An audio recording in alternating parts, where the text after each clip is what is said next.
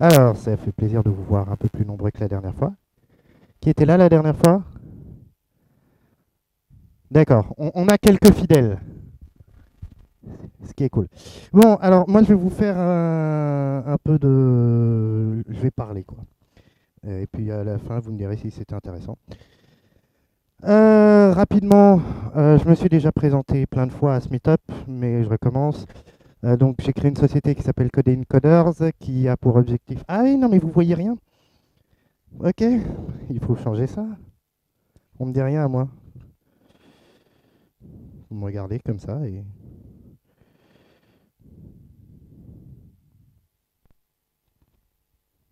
Ah, voilà. Oui, donc j'ai pas de slides parce que j'ai du travail.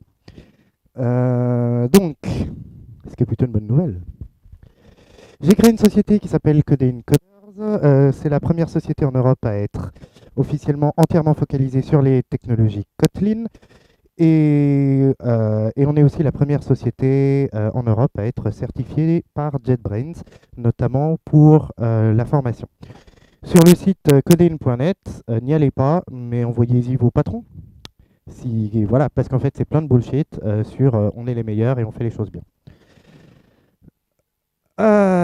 Ensuite, le gros objectif de Codeine, c'est de développer le Codeine Framework. Je vous en ai déjà parlé. C'est un framework avec un certain nombre de composants qui ont pour objectif de développer, enfin de permettre le développement d'applications multiplateformes le plus facilement possible pour que vous puissiez vous focaliser sur le développement business et aussi sur le UI. Parce que l'idée, c'est de ne pas fournir une abstraction d'UI, parce que moi, personnellement, j'ai horreur quand une application Android ressemble à une application iOS et vice-versa. Et c'est encore pire quand tout ça est une application web. Donc, le but ici, c'est de donner aux programmeurs un certain nombre d'outils au niveau, l'injection de dépendance, la base de données, l'abstraction du modèle présenteur, le log, la synchronisation. Tout ça peut être fait directement en Kotlin et ensuite, une fois qu'on a développé en se focalisant sur le business, on peut développer l'UI. Donc vous pouvez aller sur codeine.org, voir un peu ce qui est prévu. Pour l'instant, il n'y a qu'un seul composant qui est développé, c'est Codeine DI. Tous les autres sont in progress, mais l'ADB devrait arriver d'ici 3 mois, si j'y arrive. Voilà. Et puis accessoirement, il y a un nouveau joli site pour Codeine DI avec plein de jolis exemples. Mangez-en. Donc, oui, nous étions à la Kotlin Conf, on avait un stand, on a vu plein de monde et on a vu aussi plusieurs annonces. Alors la première chose, évidemment, donc il y a eu la présentation d'Andrei Breslav, le créateur de Kotlin, et il a dit cette chose très vraie, Kotlin est un langage open source, donc je ne vais rien annoncer aujourd'hui que vous ne sachiez déjà si vous vous êtes un poil renseigné. Pour ça, il suffit de taper Kotlin blog dans Google. Et globalement, avant même les Kotlin 2018 announcements, hein, ils en parlaient genre là, et puis là, et puis aussi là, et puis aussi là. Bref, abonnez-vous à ce blog, comme ça, vous n'aurez plus jamais besoin de venir ici.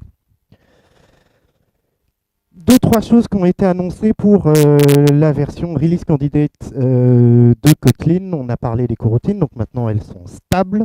Expérimental ne voulait pas dire qu'il ne fallait pas les utiliser. Expérimental voulait juste dire que l'API est soumise. Oula, il y a quelque chose là. Ouais, allô, oui, c'est le Jack qui fait des bêtises. Donc ça voulait dire que l'API n'était pas définitive, mais que la technologie sous-jacente était tout à fait stable. Aujourd'hui, on va parler donc de quelque chose qui est très cher à mon cœur, vu que c'est la raison pour laquelle j'ai créé la société Codeine. C'est des projets multiplateformes. JetBrains a sorti un nouveau plugin Gradle pour faire du multiplateforme. C'est juste le troisième en 6 mois. Donc voilà, j'en ai un peu marre de changer mes projets à chaque fois. Mais celui-là, il est vachement cool. Et celui-là, il devrait être le dernier. Enfin, à chaque fois, c'est les derniers, mais celui-là est vraiment très très cool et donc on va en parler un peu. Voilà. L'autre chose qui est intéressante aussi, c'est que Kotlin Native arrive en bêta, donc ça veut dire qu'on va pouvoir commencer vraiment à parler de Kotlin Native en disant c'est prêt, on peut y aller, allez-y. Je parle au futur parce qu'en réalité, pour l'instant, c'est toujours pas totalement prêt et on va voir aujourd'hui un peu pourquoi. Et puis, ils sont tout contents, ils ont fait un nouveau playground que personne n'utilise à part eux. Euh, pourquoi pas, ils étaient tout fiers. Voilà, ils ont parlé de la fondation Kotlin, qui est gérée par des mecs de JetBrains, des mecs de Google et un professeur académique qui est là pour apporter sa barbe. Et, et globalement, on a appris que la fondation Kotlin ne servait à rien. Dans les statuts de la fondation, que je vous invite à lire si ça vous intéresse, parce que c'est assez intéressant, il y a écrit globalement la fondation, elle détient la marque, comme ça il y a une structure qui détient la marque Kotlin et tout ça. Elle nomme le lead language designer, et le lead language designer fait ce qu'il veut. La fondation ne peut rien dire, sauf s'il décide d'introduire des breaking change. S'il casse quelque chose, la fondation a le droit de lui dire hey, on y va plus doucement, on va mettre en place des transitions, etc. Mais tant qu'il n'introduit pas de breaking change, il peut faire ce qu'il veut. Le président de la fondation, c'est Andrei Breslav. Le lead language designer, c'est Andrei Breslav. Donc, en gros, JetBrains conserve la main sur Kotlin, ce qui n'est pas un mal, parce que c'est comme ça que JetBrains s'est développé rapidement. Mais nos espoirs d'avoir une fondation un peu à la Apache ou Eclipse dans laquelle on pourrait investir la communauté, c'est que dalle. Et ça ne va pas changer. Voilà pour les annonces. Svetlana Isakova vient à Xebia la semaine prochaine. Je vous encourage tous à aller la voir parce que c'est une présentatrice hyper douée. Elle a fait un talk à cette Kotlin Conf qui s'appelait New Type Inference and Related Language Features. Et donc, j'ai vérifié, c'est pas de ça qu'elle va parler dans une semaine, c'est des DSL qui sont aussi très intéressants. Je vous encourage à aller voir cette vidéo dès qu'elle sera mise en ligne parce que vous avez la moitié des nouveautés de Kotlin 1.3 et de Kotlin 1.4 qui seront dans cette vidéo-là. Donc c'est vraiment très intéressant et je vais vous faire une petite démo. Alors, comment est-ce qu'on passe en mode? Voilà, présentation. Ok. C'est pas du tout ça que je voulais voir parce que je suis pas du tout sur le bon projet.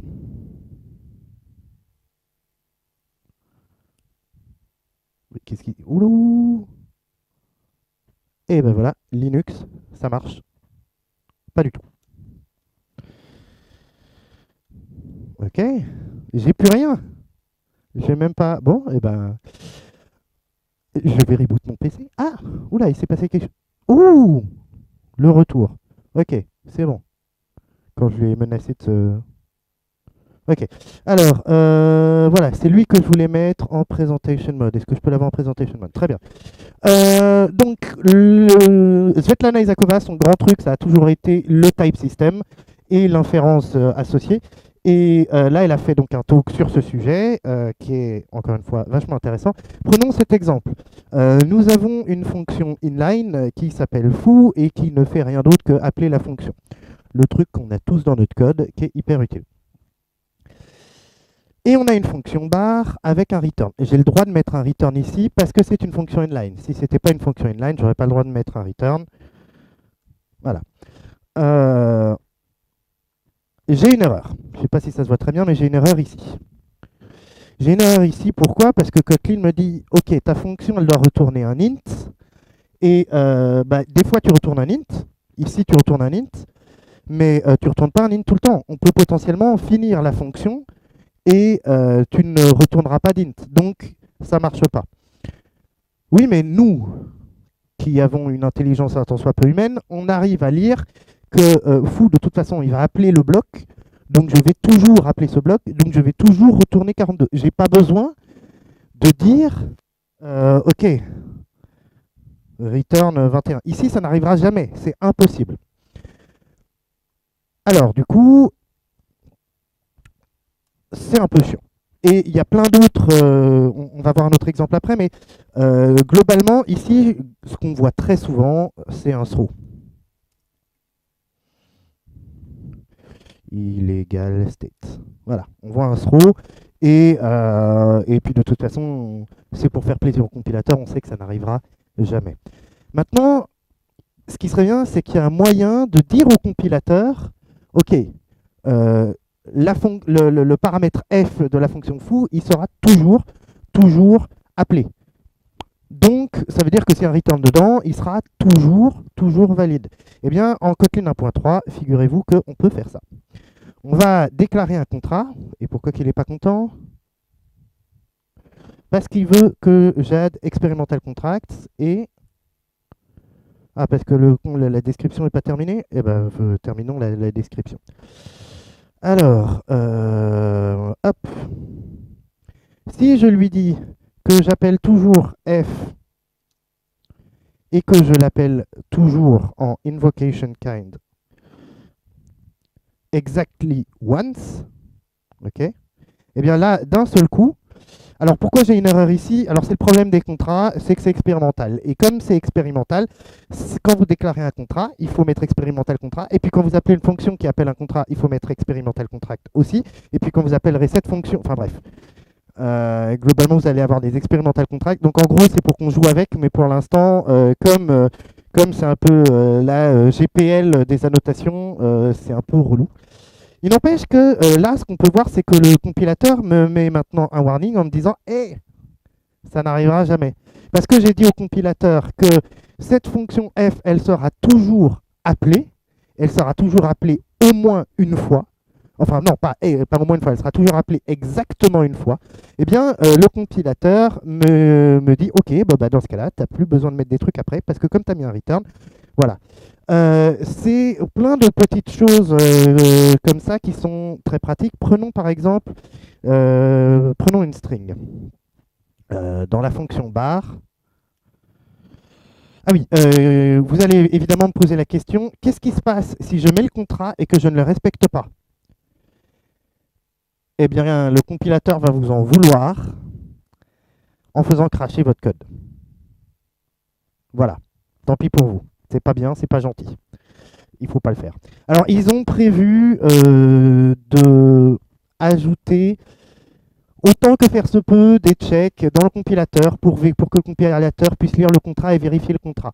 Maintenant, la vérité, c'est qu'avec ce genre d'API, vous allez toujours pouvoir triquer le compilateur. Et tant pis pour vous. Pour l'instant, il n'y a aucun check. Hein. Si vous annoncez un contrat et que vous ne le respectez pas, il n'y a rien qui... Enfin, ça compile tout comme il faut, et puis après, tant pis pour vous. Autre chose d'intéressant, la syntaxe des contrats est comme ça, sauf qu'il faut bien comprendre que c'est une sorte... c'est des annotations évoluées. Ça, c'est retiré par le compilateur. Donc, ça ne donne aucun bytecode. Enfin, ça donne des métadatas, des annotations dans le bytecode, mais ça ne donne pas de bytecode exécutable. C'est retiré par le compilateur. Un autre exemple qui est dans la... Alors, les contrats sont expérimentaux dans votre code, mais JetBrains, qui est au-dessus des lois, a décidé que ce n'était pas expérimental pour eux. En réalité, c'est évidemment, je suis de très mauvaise foi, c'est pour vous faciliter la vie, c'est pour des choses comme ça. Prenons une fonction. Vous prenez une string qui est potentiellement nulle. Okay, if str.is null or empty. Je veux pas que hop, je return. Ok. Oui, je return. Merde. Pardon, excusez-moi. Je return genre 21, pourquoi pas. Et si elle est pas nulle, je la print. Ah, mais je viens d'un Mac. Voilà. J'ai passé une demi-journée sur un Mac et j'ai perdu tout, mais c'est horrible. On va par exemple afficher str.trim et ensuite je return 42, pourquoi pas. Alors, qu'est-ce qu'on voit ici? On voit que str a été smartcasté. C'est-à-dire que le compilateur a compris que si isNullOrEmpty retourne false, ça veut dire que la str ne peut pas être nulle. Et donc, du coup, derrière, il y a la smartcast. Comment est-ce qu'ils ont fait ça? Eh bien, ils ont fait ça avec les contracts. comme vous pouvez le voir, isNull or empty a un contrat. Si jamais il retourne false, on le voit ici, le contrat c'est lorsque je retourne false, ça implique que this est différent de nul. Et donc ça permet de dire au compilateur, ok, tu peux faire un smartcast parce que si je retourne faux, ça veut dire que je ne suis pas nul, que la string n'est pas nulle, vu que c'est une extension function sur une car sequence nullable. Bref, je ne vais pas m'éterniser plus avant sur ce sujet. Je vous conseille vraiment d'aller voir la présentation de Svetlana Isakova dès qu'elle sera disponible sur YouTube. Elle ne l'est pas encore. Ils ont annoncé que d'ici la fin de cette semaine, voire de la semaine prochaine, ils auront mis toutes les vidéos sur YouTube. Donc c'est vachement intéressant. On va parler un peu de Kotlin Native. Kotlin Native, donc c'est développé par Nicolas Yegoti, enfin par JetBrains, qui est l'équipe native dirigée par Nicolas Yegoti. Il a fait un talk qui est vraiment hyper intéressant et ce talk s'appelle Kotlin Native Concurrency Model. Là-dedans, il explique quelque chose qui est assez intéressant et en même temps assez frustrant. Et en gros, ce qu'il dit, c'est que Kotlin, voilà, Kotlin n'a pas de gestion de thread, n'a pas de modèle de concurrence. En réalité, ce que vous utilisez, ce sont les threads de Java, de la JVM, ou si vous faites du Kotlin JS, ce sont les workers éventuellement, mais Kotlin, il ne connaît pas les threads. Et donc, quand ils ont fait Kotlin Native, ils se sont dit, on va faire une technologie qui va rendre les développeurs iOS très mécontents et on va la rendre encore plus difficile pour être sûr que les gens viennent.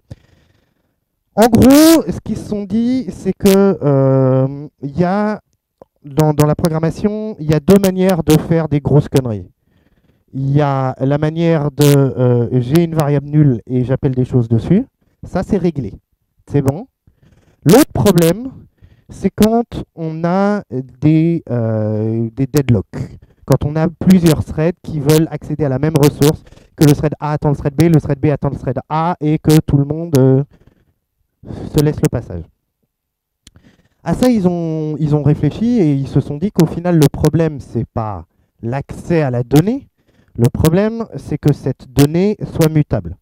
Si plusieurs threads accèdent à la même donnée, mais que cette donnée est immutable, c'est-à-dire que plusieurs threads accèdent à la donnée uniquement pour la lire, il n'y a pas besoin de lock.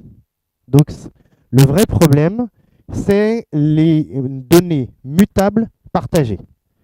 Et donc, ils se sont dit, on va faire quelque chose de très simple, on va l'interdire. Et ça change tout.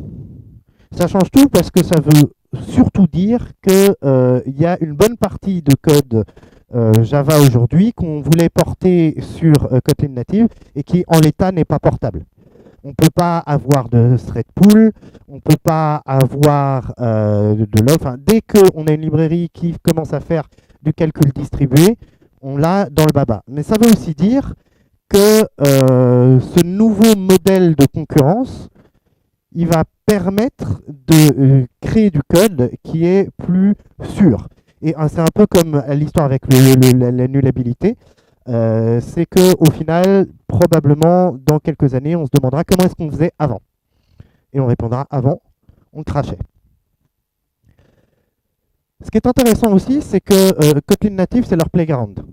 Ils savent que c'est une technologie expérimentale, que de toute façon, comme ils ont la main sur la VM, ce qui n'est pas le cas pour la JVM et les JS, pardon, comme ils ont la main sur la runtime, il n'y a pas de VM évidemment Kotlin Native, comme ils ont la main sur la runtime, ils peuvent faire ce qu'ils veulent, ils peuvent rajouter ces checks, ils peuvent rajouter ces restrictions, ce qu'ils ne peuvent pas faire sur la JVM. Sur la JVM, on peut copier, eux ils compilent en bytecode, mais après la manière dont c'est exécuté, voilà, à la limite à la compilation ils peuvent essayer de limiter, mais derrière on sait tous qu'avec Java on s'amuse à aller faire des choses qu'on n'a pas droit. Qui n'a jamais utilisé l'API de réflexion pour appeler une fonction privée, parce que merde quand même ça aurait été bien qu'elle soit publique. Voilà. Donc, comme ils ont la main sur la runtime, ils ont mis ça dans Kotlin Native. Et Andrei Breslav a déjà annoncé que ils allaient travailler à faire en sorte que ce modèle-là arrive sur la JVM et JS. Alors comment? Pour l'instant, ils n'ont pas le début d'une idée. L'une des meilleures idées qu'ils ont et qui est insupportable, c'est on compile en Kotlin native et si ça compile en Kotlin native, alors on laisse compiler en Kotlin JVM. Voilà. J'espère qu'ils vont pas faire ça parce que c'est quand même, ça serait quand même bizarre puis ça ouvre la porte à plein de problèmes. Mais en parlant, Andrei Breslav a dit on est très sérieux sur avoir ce qu'ils appellent Saner Concurrency, c'est-à-dire avoir un modèle de concurrence qui permette de s'abstraire des locks en général. Et il a même dit, ça ne sera pas pour Kotlin 1.3, loin de là, ça sera probablement même pas pour Kotlin 1.4. Mais on y travaille, mais on y réfléchit, et donc voilà un peu le sneak peek du futur. Deuxième talk que je vous encourage fortement à aller voir lorsqu'il sera sorti dans YouTube, parce que c'est vachement intéressant de voir qu'est-ce qu'il prévoit, quels sont les patterns qu'on peut mettre en place. Par exemple, des choses comme comment est-ce qu'on fait un cache. Comment est-ce qu'on fait un cache quand les données ne sont pas partagées. Le fait de dire qu'on ne peut pas avoir de données mutables partagées, ça veut dire aussi que Kotlin doit savoir quand une donnée est immutable. La manière dont c'est fait dans Kotlin native, c'est qu'il y a une API et on peut freezer. C'est la fonction freeze, on freeze l'objet. À partir du moment où l'objet est freezé, on peut le partager entre les différents threads. L'autre chose qui est faite dans Kotlin native, c'est qu'il n'y a pas de thread. Il y a l'équivalent des workers. Donc en gros, vous avez déjà un worker pool à votre disposition dans Kotlin native. Et le principe, c'est qu'on va démarrer un job. Ce job va tourner et quand il a terminé, il va nous renvoyer le résultat.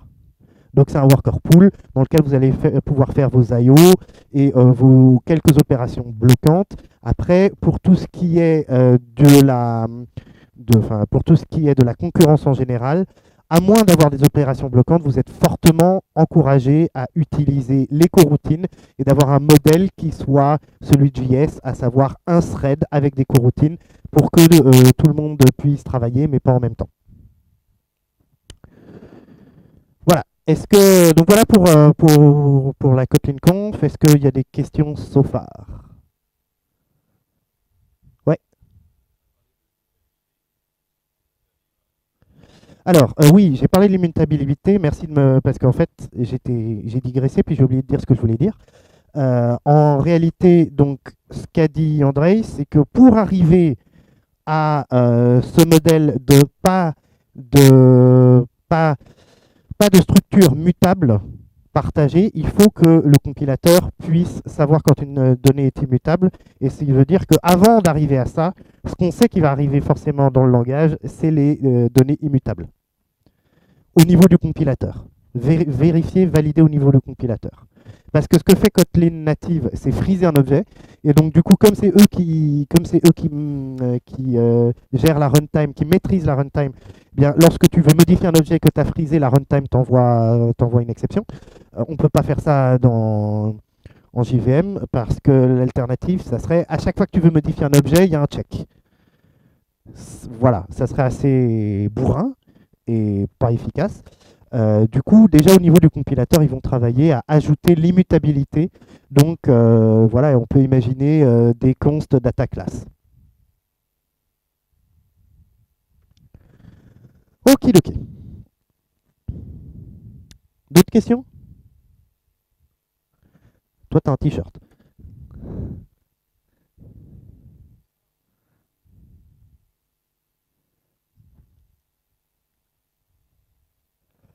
Alors, les contrats, c'est des métadonnées. C'est des métadonnées, c'est juste qu'ils ont. Donc, dans le KEEP, est-ce que vous savez ce que. Enfin, l'équipe KEEP, ce sont les Kotlin Enhancement and Evolution Process. Et en gros, c'est un peu l'équivalent des JSR. Il y en a plein sur le GitHub dédié, c'est le Kotlin Keep. Et toutes les évolutions du langage passent par un document au format KEEP. Et donc dans le KEEP qui décrit les contrats, ils expliquent pourquoi est-ce qu'ils n'ont pas décidé d'utiliser des annotations. Parce que, en gros, la syntaxe annotation est trop restrictive et que ça partirait vraiment dans des annotations intérieures d'annotations avec des annotations et que ça serait compliqué. Maintenant, lorsque c'est une sorte de fonction spéciale qui est reconnue par le compilateur la retire carrément, il va la compiler, mais comme si c'était des annotations, c'est-à-dire dans des métadatas associés à la fonction. Et ensuite, ça lui permet de feed son type system et donc de donner plus d'informations au type system. Mais au final, ça revient à faire des annotations. C'est juste une manière plus libre de d'écrire ça. Voilà. Et alors, on n'a pas la possibilité de créer ce genre de fonction. C'est vraiment spécifique aux compilateurs. Ils ne vont pas s'amuser à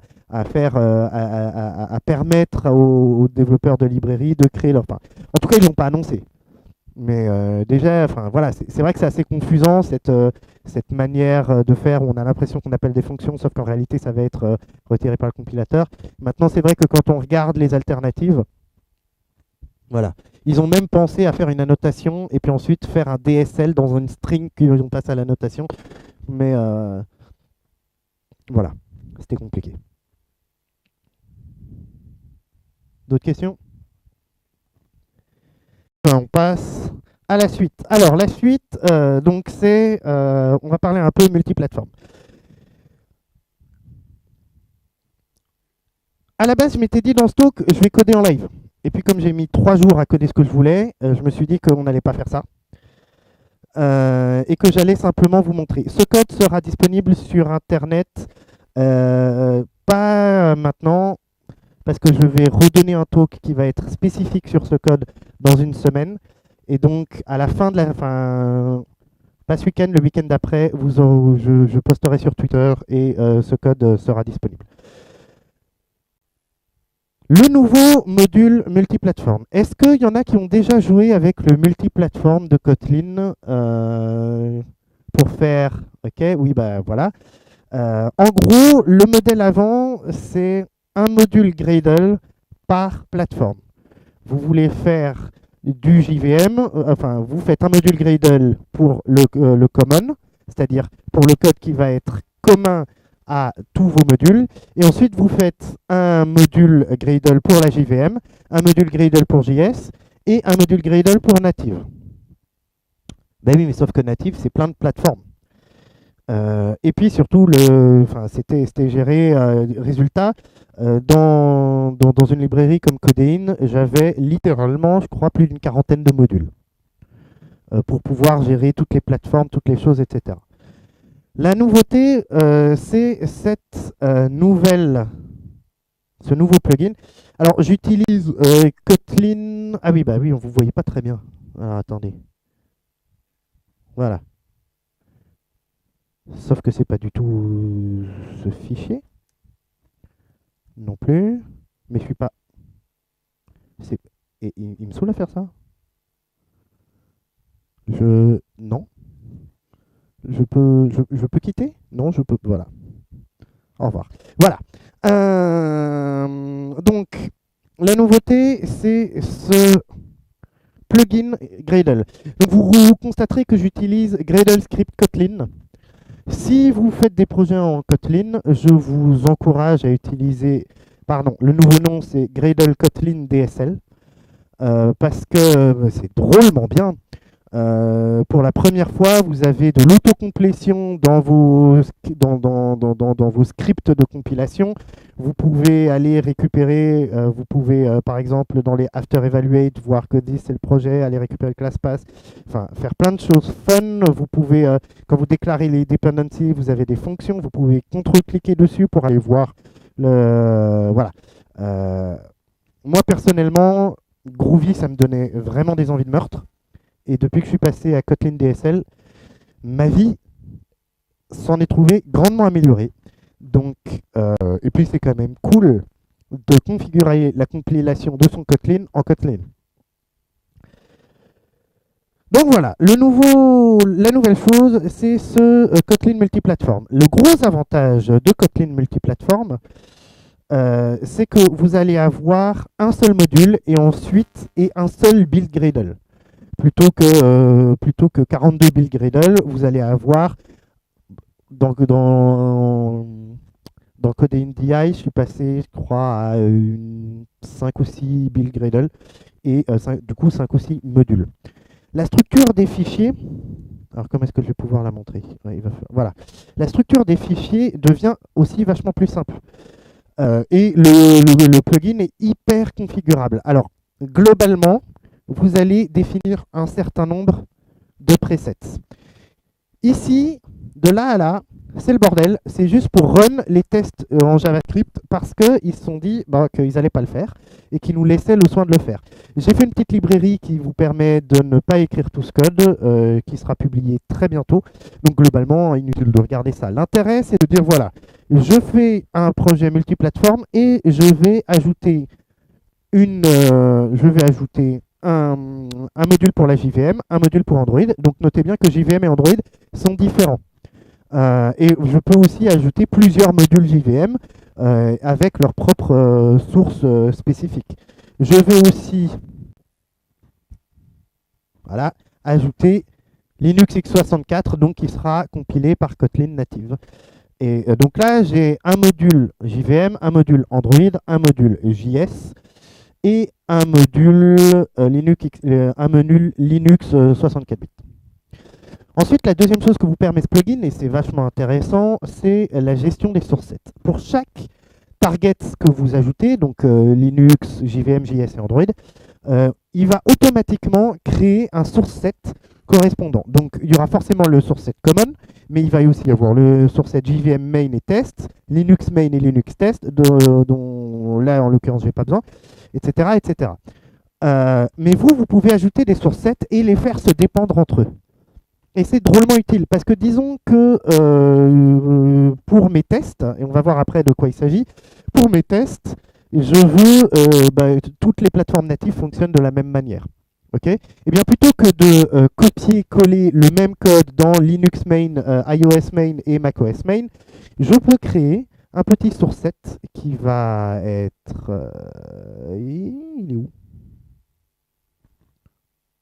All Native Test, le voilà. Je crée un source set All Native Test et ensuite mes plateformes natives, je leur dis depend de ce source set.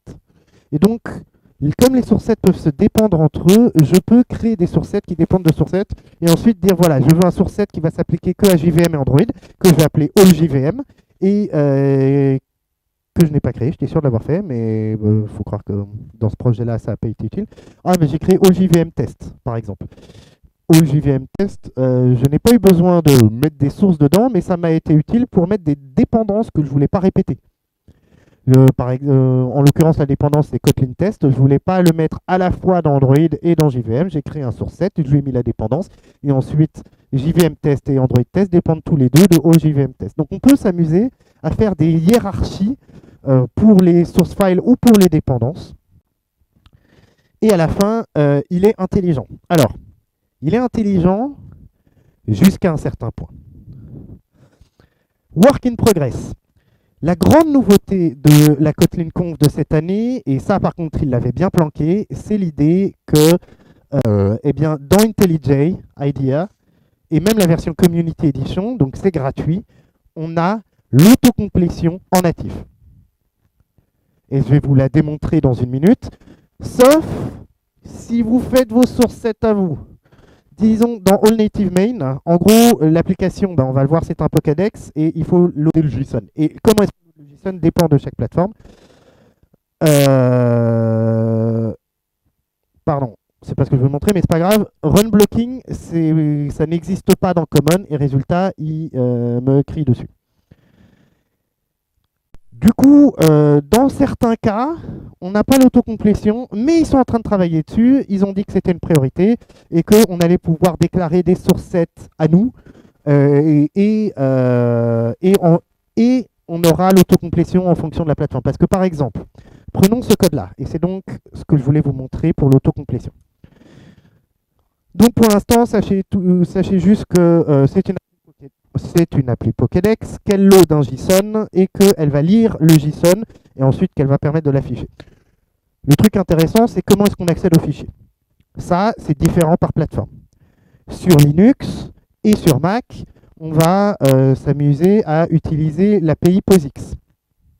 Et donc là, on voit bien plateforme.posix. Et donc, on va utiliser fopen, fseek, fread. Enfin, si vous avez fait du C, c'est l'API classique pour lire des fichiers.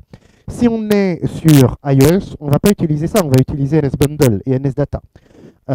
Si on est sur Windows, il n'y a pas l'API POSIX. Et donc, la grande nouveauté, c'est que dans IntelliJ IDEA, là, comme vous pouvez le voir, j'ai accès à fread. Je peux aller voir ce que c'est. J'ai accès aux paramètres. Non, c'est pas ce que je voulais faire, c'était CTRL P. Voilà. J'ai accès aux paramètres, j'ai l'autocomplétion. Si je veux effectivement, par exemple, fseek, voilà, hop, là il va me donner les paramètres. Donc en gros, dans IntelliJ, on peut faire du code, y compris du code iOS, mais que sur Mac. Parce que Apple. Et que je leur en ai parlé, hein, je leur ai dit ça serait bien si on pouvait faire un peu de code iOS sur Linux, et ils m'ont répondu licence, on va pas le faire, Apple veut pas, et on se ferait méchamment taper sur les doigts si on proposait les API iOS sur IntelliJ, Linux et Windows. Donc pour l'instant non, je vous ferai la démo, j'ai pris un Mac donc je vous ferai la démo juste après.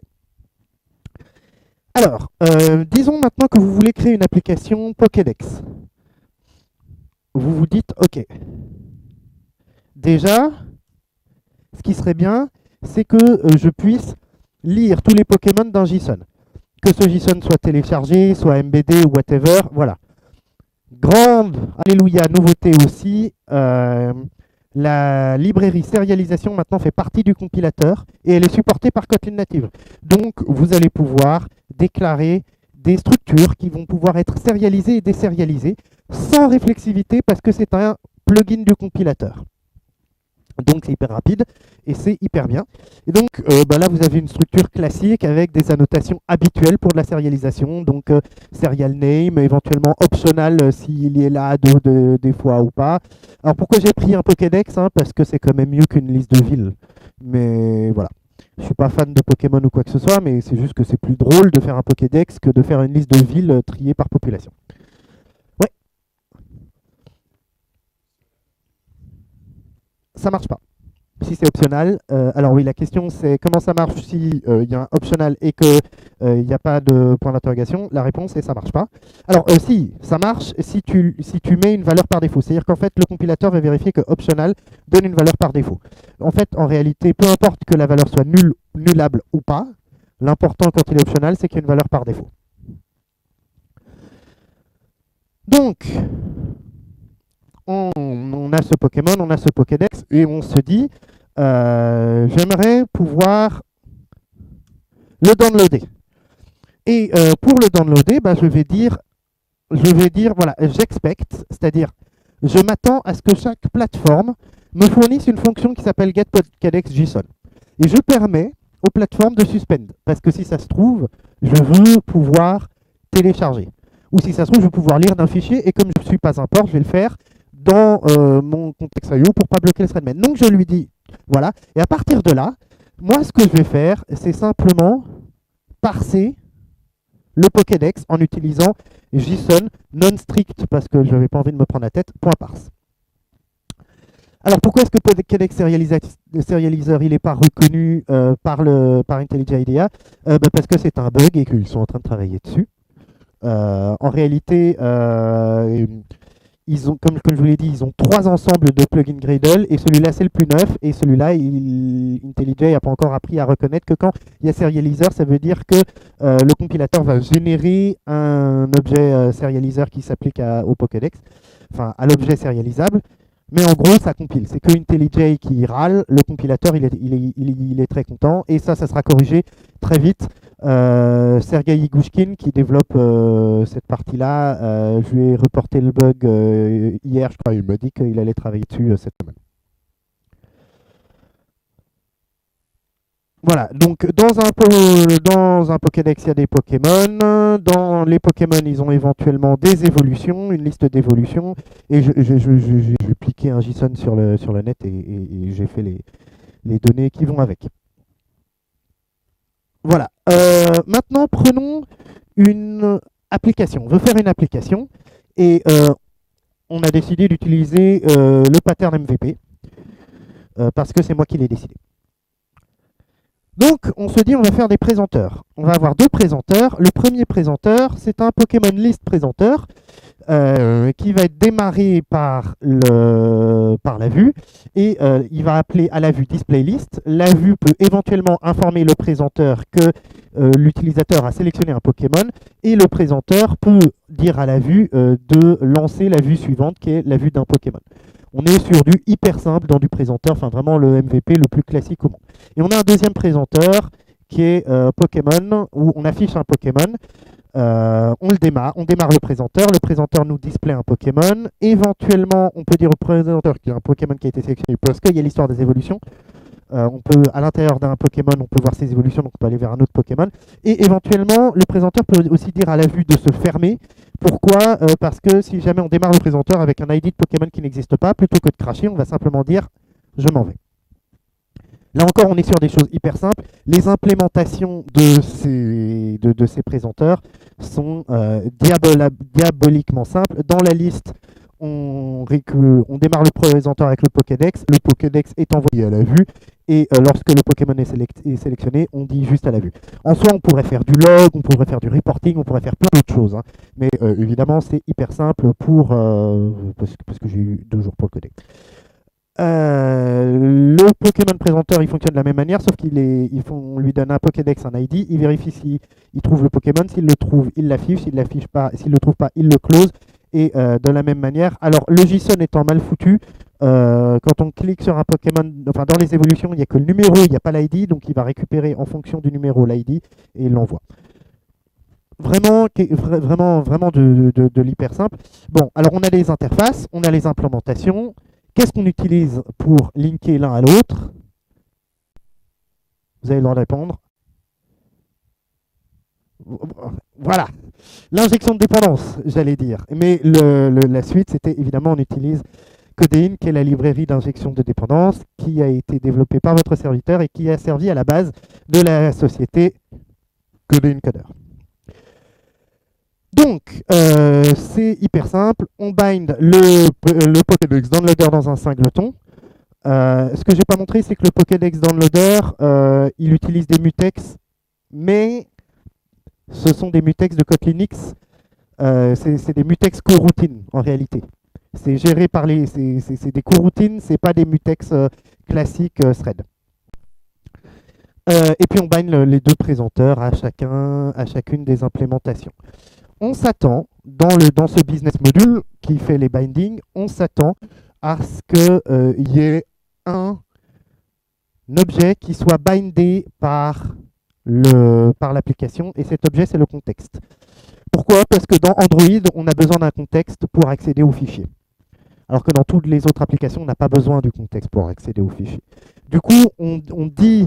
Je m'attends à ce qu'il y ait une classe contexte qui sera vide dans toutes les plateformes, sauf dans la plateforme Android. Et ce contexte, je vais le récupérer, le downloader le récupère et l'envoie à la fonction getPokédexJSON. Comme ça, l'application peut récupérer elle-même le contexte. Alors voyons un peu comment est-ce qu'on récupère les Pokédex. On a déjà vu dans Linux, ça fait pas de mal de le voir, on a déjà vu dans Linux que globalement on utilise POSIX. Et puis ça nous a permis de voir qu'on a l'autocomplétion et le discovery et tout ce qui fait qu'on aime IntelliJ sur du code natif. Si on va voir un peu comment est-ce qu'on fait ça sur du Node.js, eh bien, dans Node.js, on va récupérer via l'environnement. Je vais récupérer la variable d'environnement qui s'appelle Pokédex, et puis après, j'utilise l'API de Node.js pour read le file.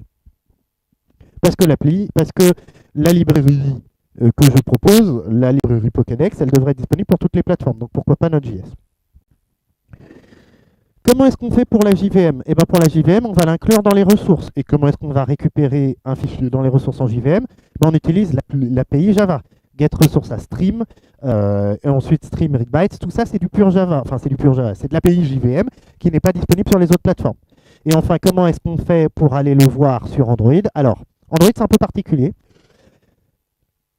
JetBrains, enfin Kotlin multiplateforme utilise Gradle.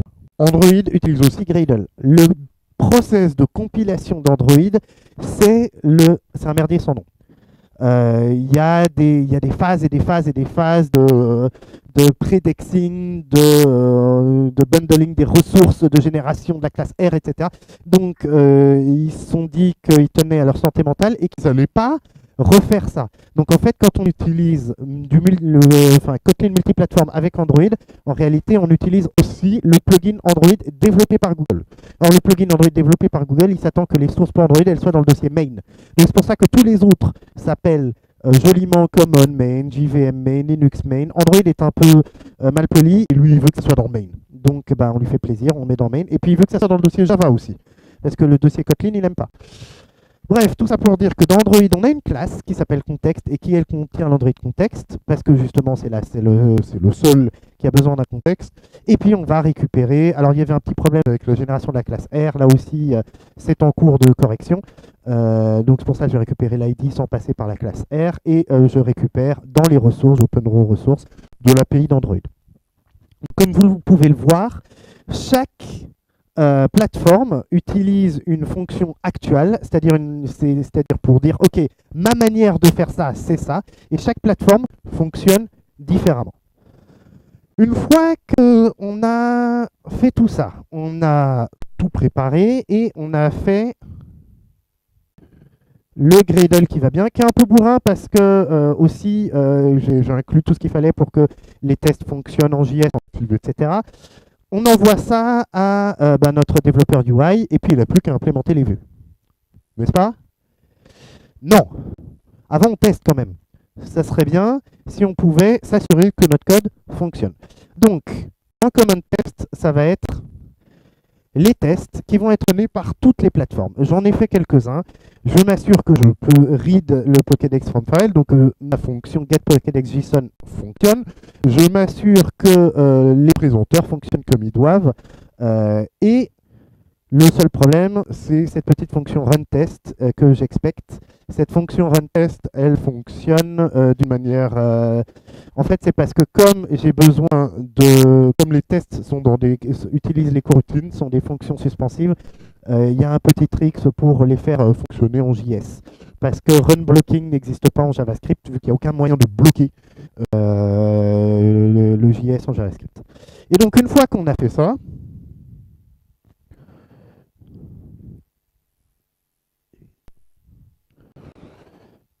on va lancer check. Alors, c'est pas très, vous voyez pas très bien, mais je vais vous le décrire. Apparemment, l'int est pas content. Il a trouvé une issue.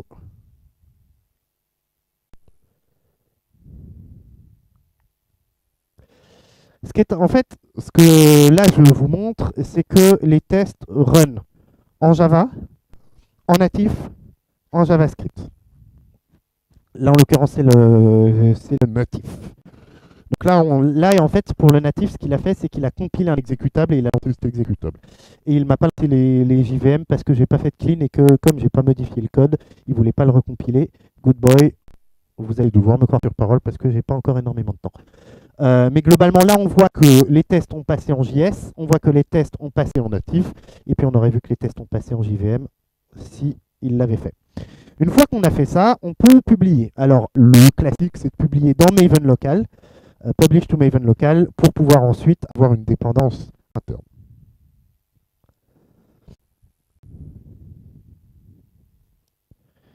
Vous envoyez ça au développeur qui développe uniquement le UI.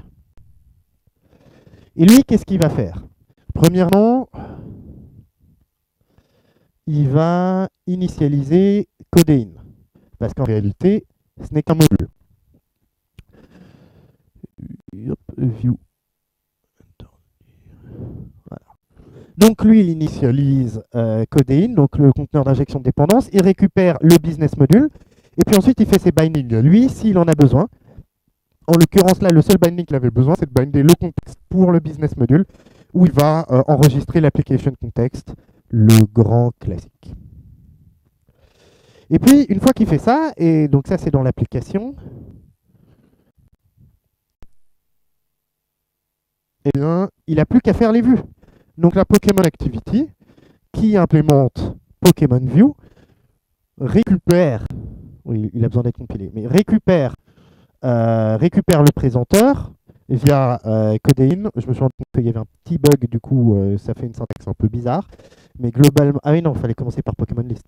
Donc Pokémon List, on recommence. Récupère le présenteur via Codeine, s'initialise, set le layout manager, et puis ensuite démarre le présenteur, et c'est le présenteur qui va lui dire de display éventuellement une liste de Pokémon, ou de go to Pokémon screen, auquel cas il va faire un start activity. Le truc classique, et donc l'adapteur, il est hyper simple, hein, quand on lui dit display une liste, il démarre un adapteur en lui passant la liste de Pokémon et vraiment get item count, girl count, enfin le grand classique avec le texte et l'image, quoi. Vraiment rien d'incroyable. Dans Pokémon Activity, c'est exactement la même chose, sauf qu'en plus on affiche l'image et le nom. Donc comme vous pouvez le voir, là-dedans, il n'y a aucun business code. Et c'est l'intérêt. C'est que toute la business logique, le parsing, la récupération, éventuellement d'autres appels sont entièrement gérés par votre développeur business, enfin par votre développement business. Vous n'avez pas à vous à faire attention aux plateformes, sauf dans quelques cas, comme par exemple accès aux fichiers ou ce genre de choses. Mais vous pouvez vraiment écrire tout votre business dans une librairie, la tester et ensuite la déployer, par exemple, sur Android. Et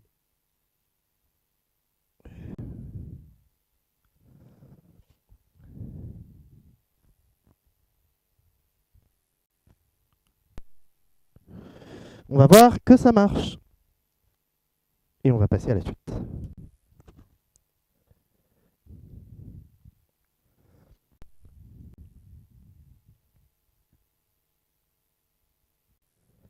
Et voilà, on a un Pokédex avec des Pokémon et on peut aller de l'un à l'autre. C'est vraiment la grosse base, mais ce qu'on a vu ici, c'est que tout était développé pour que le développeur UI n'ait plus qu'à faire le UI, ne s'occupe pas de la présentation, ne s'occupe pas de l'accès aux fichiers, ne s'occupe pas du business. Tout ce qu'il a à faire, implémenter les interfaces et afficher les données qu'on lui dit d'afficher.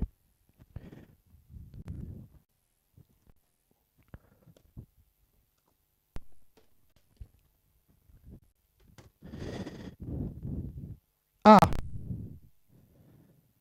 quelqu'un aurait-il un adaptateur USB Type-C et je vais faire HDMI? Ah merde, mais c'est le tien ça?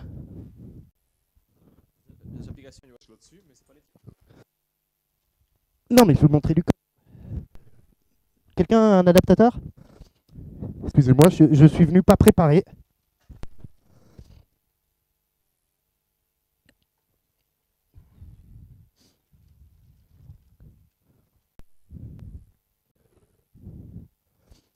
Toutes mes excuses. Merci beaucoup, mon sauveur. C'est bon. Abracadabra. Et voilà. Ok. Alors, on retrouve notre multiplateforme ici. Et donc ici, on est de nouveau sur notre librairie business multiplateforme. Et là, j'ai rajouté sur Mac la target iOS. Alors, j'ai rajouté uniquement iOS Simulator en utilisant iOS x64. Si j'avais utilisé iOS ARM64, ça aurait été la target iOS, enfin iPhone. Mais le nouveau Pixel est sorti. Si vous ne l'avez pas précommandé, il faut y aller. Et du coup, j'utilise l'iPhone Simulator. Comment est-ce que ça marche là-dedans? Hop, iOS Simulator Main. Comment est-ce que je vais récupérer? Alors, on va passer en mode présentation. Voilà. Eh bien, c'est l'équivalent de accéder à la ressource nommée Pokédex avec l'extension JSON, sauf qu'au lieu d'être sur Android, on est sur iOS. Notez que NSBundle, si ici je fais CTRL espace, n'est-ce pas magnifique? Nous avons accès à toute l'API de iOS, en incluant des choses comme Core Data, en incluant tous les frameworks de développement iOS sont disponibles. Donc vous pouvez faire vos propres, vous pouvez faire une librairie, un framework que vous allez ensuite intégrer dans une application. Et de la même manière, vous allez tout coder en Kotlin et le développeur UI, lui, fera sa tambouille en sachant que tout ce qu'il a à faire, c'est le UI, tout le business est géré par vous. On peut développer des applications iOS entièrement en Kotlin. Le problème, c'est qu'en Kotlin 1.3, pas encore, parce qu'ils ont sorti le plugin pour IntelliJ, ils ont sorti le nouveau Gradle plugin multiplateforme, mais ils n'ont pas sorti l'équivalent pour Appcode, ce qui fait que Appcode est coincé à la préhistoire de Kotlin native. Donc, je ne vous ai pas fait la démo de comment faire une application entièrement, exclusivement que en Kotlin. Et puis de toute façon, on sait bien que les développeurs iOS, à l'exception de quelques-uns, préfèrent Swift et ne jurent que par les technologies Apple. Donc on va les laisser utiliser Swift et les technos Apple. Et nous, on va faire le business dans un langage qui peut être transporté un peu partout. Et eux, ils feront leur beau UI, tout comme sur Android, à savoir dans leur vision. Et ils feront quelque chose qui est adapté à leur plateforme. Et c'est très très bien. Il faut être fier de son travail et de la plateforme pour laquelle on travaille. Comme on ne peut pas utiliser Kotlin pour l'instant directement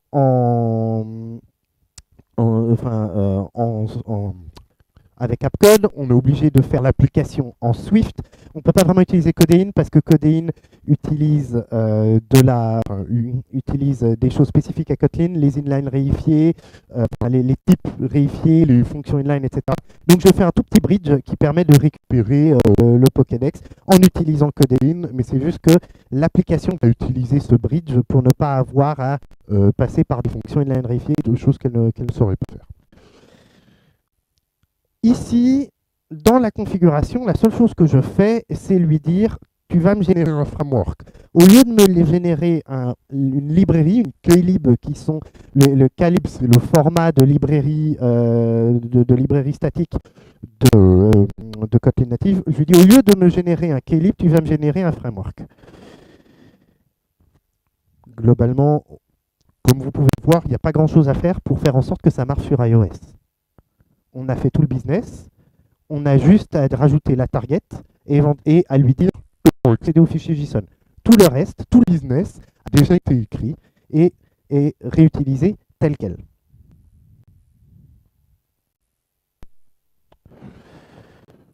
Ce qu'on voit ici, alors, c'est que, en fait, pas du tout ce fou là au milieu qui était un test, mais ce qu'on voit, c'est que au final, il va nous générer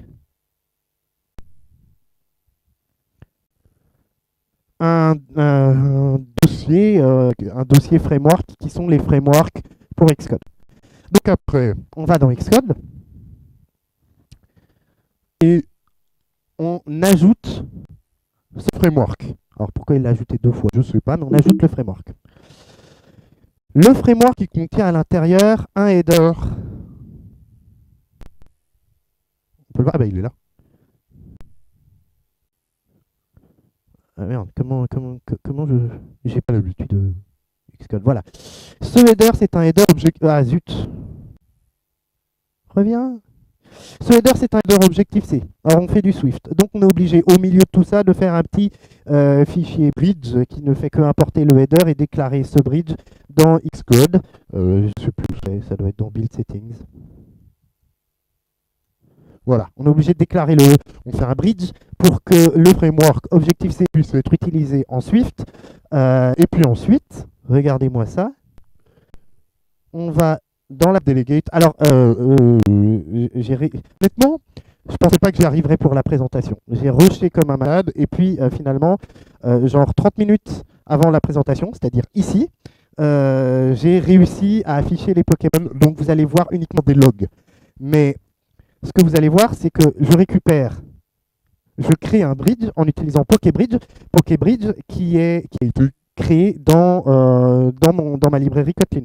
Et si je vais à la définition, on voit l'interface avec, voilà, avec la fonction getPokédex. Donc du coup, je crée le bridge au démarrage de l'application. Et puis dans Application did become active, je récupère le Pokédex. Des Pokédex, je récupère tous les Pokémon et ensuite je les affiche. Et donc je suis désolé, j'ai pas eu le temps de vous faire une belle UI tout comme il faut. Mais vous allez voir que ça lance une application toute blanche.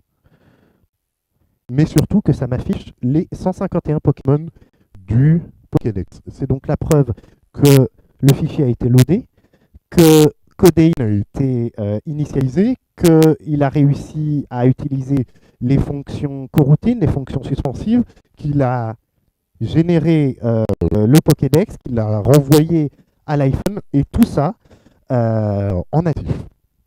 Moi, je sais pas vous, mais je trouve ça hyper cool.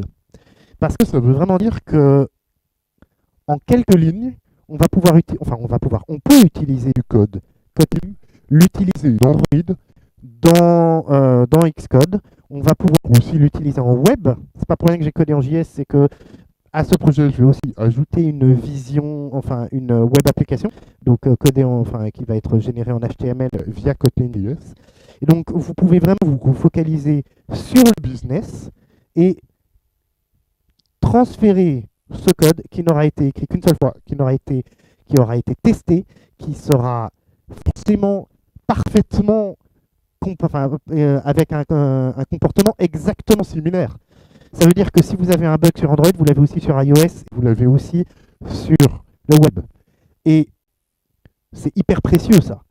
Ça veut dire que vous pouvez tester les applications et qu'à part les bugs UI, tous les bugs business vont pouvoir être corrigés d'un coup sur toutes les plateformes. Vous n'allez pas avoir des tests business sur Android, des tests business sur iOS et des tests business sur le web pour pouvoir trouver des bugs différents, avoir 3 issue trackers différents et puis avoir des changelogs différents de plateformes, etc. Vous allez pouvoir vraiment focaliser votre travail sur le business, tester, valider votre travail et ensuite faire une jolie UI autour de ça. Voilà, donc j'espère vous avoir montré. Alors, est-ce que vous devriez le faire maintenant? Il me reste 3 minutes. Est-ce que... Non. Attendez que Kotlin soit mise à jour sur Appcode. Attendez. Je dirais que il faut encore peut-être attendre 2 mois, histoire que ce nouveau Gradle multiplateforme, ce nouveau plugin Gradle multiplateforme soit installé partout.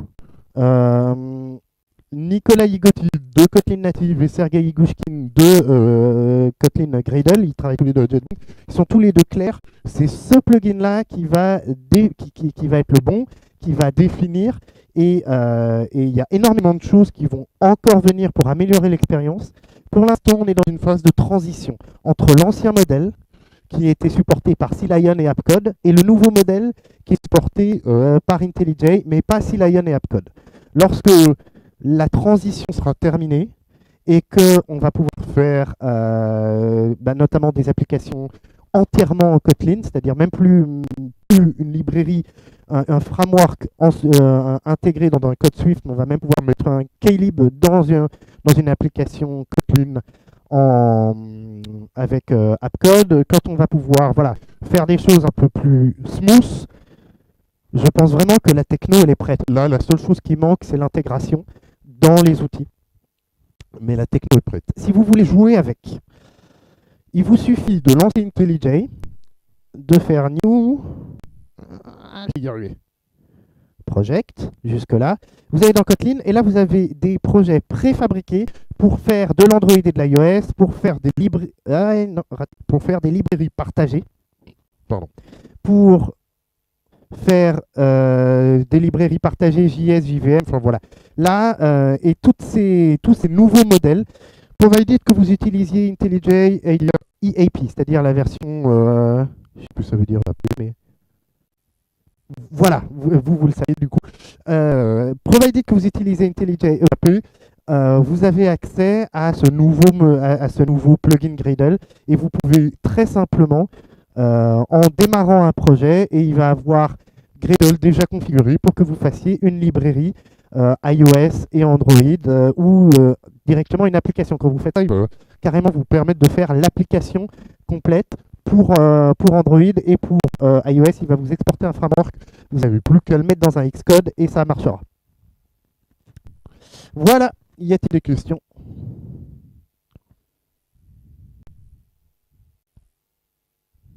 Oh, je vous ai mis KO là. Et il y a un deuxième t-shirt à gagner. Ouais. Ouais. Tout à fait. Tout à fait. Alors, tout à fait. Le problème, alors on va le voir là, parce que je l'ai laissé.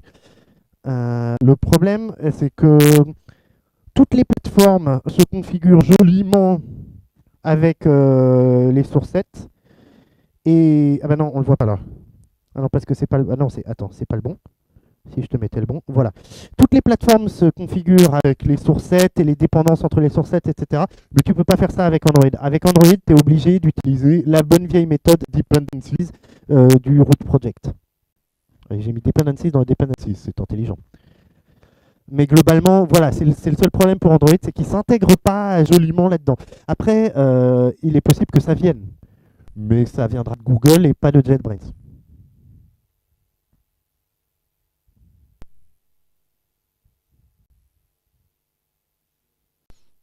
Oui. Alors, figure-toi que c'est le cas. Il y a deux plateformes qui jouent pas très bien avec les autres. C'est la plateforme Android et la plateforme. En fait, quand on crée une target JVM, en réalité, c'est une target JVM qui va compiler que du Kotlin. Si tu veux compiler du Kotlin et du Java, c'est la target JVM with Java. Parce que JVM tout seul, ça veut dire uniquement Kotlin. JVM with Java, c'est Kotlin et Java. Et pour ça, il fait la même chose, c'est-à-dire qu'il va utiliser le plugin Java de Gradle, il ne va pas s'amuser à le recoder. Et donc, on va avoir exactement la même problématique, à savoir l'utilisation des dépendances comme ça. Et donc, dans la documentation, ils disent bien, vous pouvez avoir Android ou JVM with Java dans le même projet, mais pas les deux en même temps parce qu'ils se télescopent. Voilà.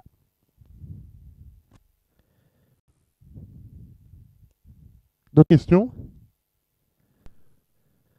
Eh bien, merci à tous.